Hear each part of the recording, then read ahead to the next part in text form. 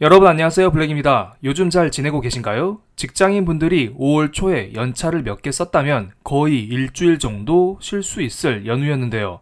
물론 연차를 쓰지 않았어도 어쨌든 5월달은 빨간 날이 꽤 많기 때문에 가족분들과 리프레시하면서 투자도 여유 있게 하셨으면 합니다. 5월은 가정의 달이기도 하잖아요. 제가 썸네일로 달러를 뿌리는 장면을 가져왔는데요. 요즘 미국에서 다시 돈을 살포하려는 움직임을 보여주고 있습니다. 그냥 대놓고 돈을 뿌리겠다는 말을 하고 있습니다. 어떤 분들은 요즘 물가가 이렇게 높은데 어떻게 돈을 뿌리느냐 이런 말을 할 수도 있겠지만 미국의 대선이 얼마 남지 않았죠? 그래서 바이든 정부는 재선을 위해 달러를 제대로 뿌리기 위한 노력을 하고 있는 중이고 이를 위한 계획을 이미 다 발표했습니다. 무슨 일이 있었는지 하나하나씩 살펴보겠습니다. 연준은 코로나 이후 무제한 양적 완화를 통해서 시중의 유동성을 무제한으로 뿌려왔었는데요. 하지만 언제까지 돈을 무제한으로 찍어낼 순 없겠죠? 그래서 연준은 양적 완화를 멈추고 매월 950억 달러 규모의 양적 긴축을 진행하고 있습니다.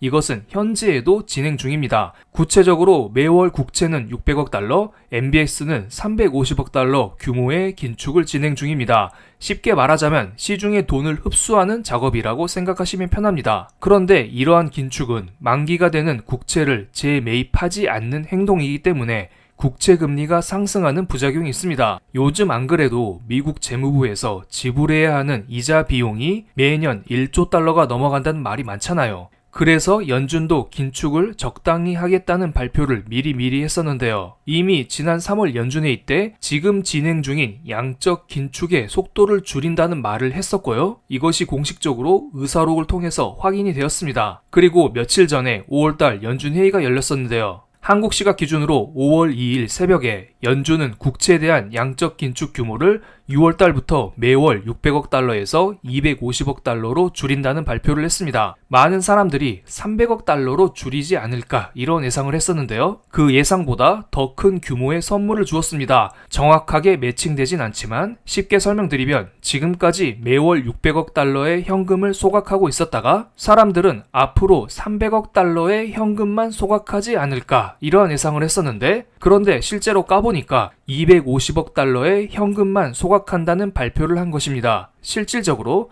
현재 대비 6월부터는 매월마다 350억 달러의 유동성을 시중에 공급한다는 것입니다. 한국 돈으로 매월 47조 원을 뿌린다고 생각하시면 됩니다. 그리고 미국 재무부에서는 분기마다 국채 발행 계획을 발표하는데요. 원래는 2분기 때 2천억 달러 정도의 국채를 발행할 계획이었는데 이번 발표를 보면 기존 계획보다 410억 달러 증가한 2,400억 달러 규모의 국채 발행을 발표했습니다. 그리고 3분기 때에는 많은 전문가들이 5천억에서 7천억 달러 규모의 국채를 발행하지 않을까 이러한 예상을 했었는데요. 재무부에서는 8,470억 달러 규모의 국채를 발행하겠다. 생각보다 더 큰 규모의 국채를 앞으로 2분기, 3분기 때 발행하겠다. 이러한 발표를 했습니다. 그리고 재무부의 만기별 구체적인 국채 발행 계획이 발표되었는데요. 보고 계시는 표는 2월부터 4월까지 실제 국채 경매 규모와 앞으로 5월, 6월, 7월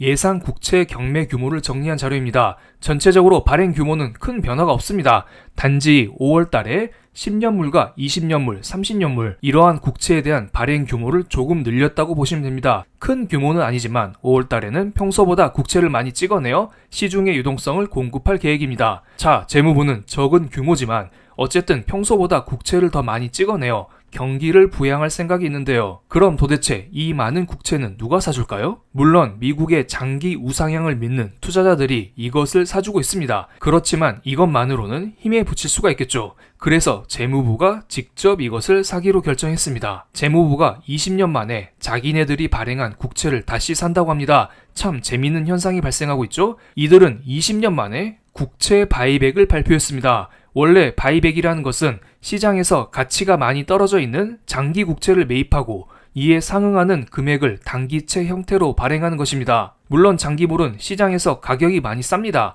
투자 매력도도 떨어지고요. 그에 비해 단기물은 마치 현금처럼 작용하면서 시장에서 활발히 거래되곤 하죠. 그래서 연준이 인기가 없는 장기물을 싸게 매입하는 것을 바로 바이백이라고 하는데요. 그런데 본문을 잘 읽어보면 이번에는 2년 만기 국채처럼 비교적 단기채를 매입한다고 합니다. 재무부가 아직은 급하지 않다는 생각이 듭니다. 그냥 재무부가 국채 시장에 개입하고 있다는 신호를 줌으로써 추후에 언제든지 장기채를 매수할 수 있다라는 느낌을 우리에게 줄 수 있다고 봅니다. 즉 제대로 된 유동성 살포보다는 유동성 살포를 위한 워밍업 느낌으로 보시면 됩니다. 바이백 일정도 다 공개되었는데요. 5월 말부터 7월 말까지 대략 150억 달러 정도 매입할 예정입니다. 당장 6월 달만 살펴보면 50억 달러 규모의 바이백이 이루어질 전망입니다.